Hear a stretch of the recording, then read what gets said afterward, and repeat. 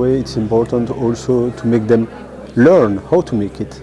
And the challenge that you have when you identify the risk, or you try to mitigate them, reduce them, and so on.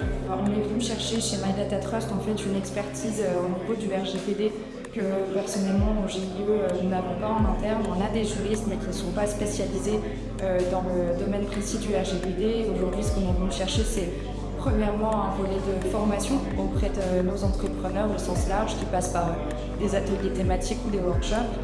Et dans un second temps, c'est aussi l'accompagnement des porteurs de projets pour se mettre en conformité avec la RGPD.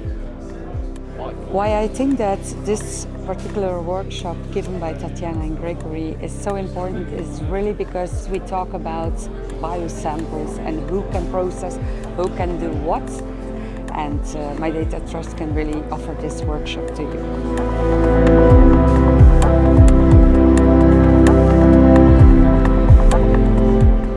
I'm studying bioethics, and I took away some points from this workshop which I find quite interesting, namely how important it is to have regulations on any kind of health data, not only clinical trials, but the whole variety of health data, and how complex it actually is. So how many things you have to take into account and have to consider.